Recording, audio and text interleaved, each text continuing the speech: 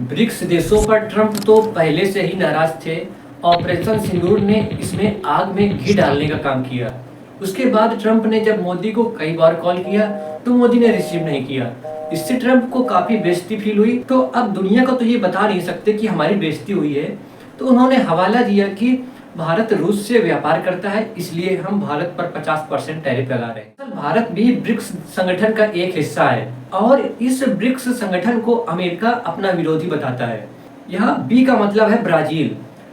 भारत में 50% टैरिफ लगाने से पहले ब्राजील पर 50% टैरिफ लगा दिया गया था। आर्क से है रसिया। जब रूस ने यूक्रेन पे हमला किया था तो यूरोपीय देशों सहित अमेरिका ने भी रूस के ऊपर बहुत सारे प्रतिबंध लगा दिए थे। और आई से है इंडिया। तो आप देख रहे हो कि अभी इंडिया और अमेरिका के बीच कैसे हालात दिखाई दे रहे हैं। एक समय था कि अमेरिका और भारत के बीच बहुत अच्छे संबंध थे। और सी से है चाइना। चाइना का अमेरिका से काफी दिनों से ये ट्रेड वार इसका चल रहा है। ये जब ट्रंप का पहला कार्यकाल था तब भी ये अमेरिका और चाइना के बीच काफी टकरार देखने को मिलती थी। और एस से है साउथ अफ्रीका।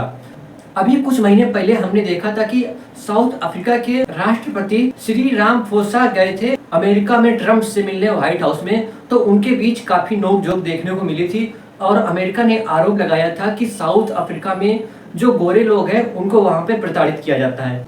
तो यहाँ से ये चीज स्पष्ट हो जाती है कि जितने भी ब्रिक्स देश हैं उन सभी का एक अमेरिकी विरोधी रुख देखने को मिल रहा है। लेकिन ब्रिक्स देशों से अमेरिका इतना खफा क्यों दिखाई देता है?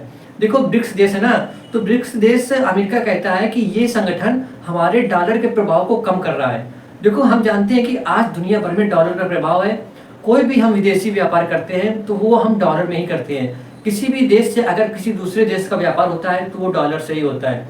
लेकिन ब्रिक्स संगठन अब एक ऐसी मुद्रा पर विचार कर रहे हैं कि हम लोग आपसी मुद्रा चलाएंगे, यानी कि हम लोग अपने ही देश में मुद्रा में व्यापार कर लेंगे, जिससे डॉलर का प्रभाव काफी कम दुनिया में देखने को मिलेगा। और यही बात अमेरिका को अच्छी नहीं लगती है। अमेरिका का जो इतना प्रभुत्व दुनिया में बना हुआ है, इसमें एक बहुत ही बड़ा कारण डॉलर का है। अगर डॉलर का प्रभुत्व खत्म हो गया तो अमेरिका का जो अभी इतना वर्चस्व देखने को मिल रहा है शायद इतना ना मिले। यही कारण है कि ट्रंप इस समय बौखलाए हुए दिख रहे हैं। और हम देख रहे हैं कि जो ब्रिक्स देश हैं आजकल जो व्यापार उनका दिखाई दे रहा है वो आपसी मुद्रा में ही दिखाई दे रहा है। हम अगर रूस से पेट्रोल लेते हैं तो वो हम अपने रुपए में ही उसका पेमेंट कर देते हैं। अभी चीन से भी व्यापारिक समझौते हो रहे हैं तो उनका व्यापार भी आपसी मुद्रा में ही होगा जो हम लोगों के देश में चलती है। लेकिन इसमें ऑपरेशन सिंदूर ने आग में घी डालने का काम कैसे किया था?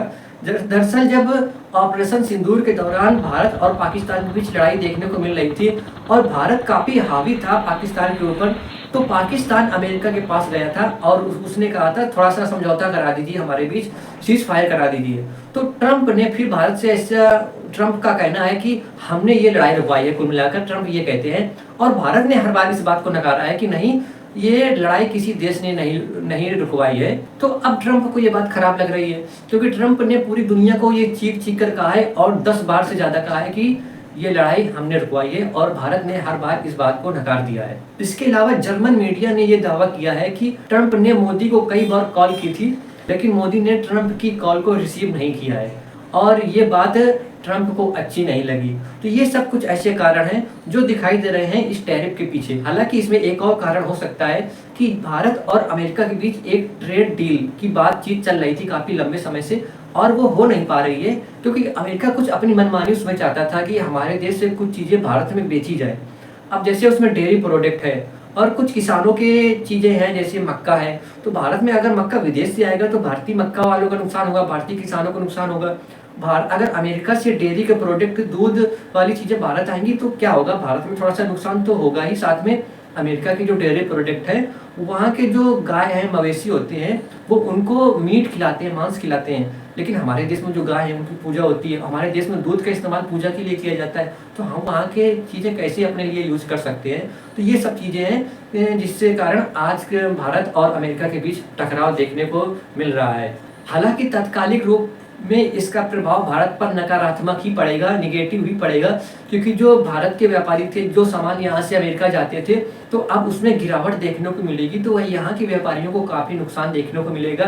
जो ज्वेलरी वाले सामान थे, आभूषण होते हैं जो, वो काफ़ी यहाँ से अमेरिका में जाते थे और काफ़ी कपड़े यहाँ से, वस्त्र जाते थे अमेरिका में, तो उनको काफ़ी नुकसान देखने को मिलेगा।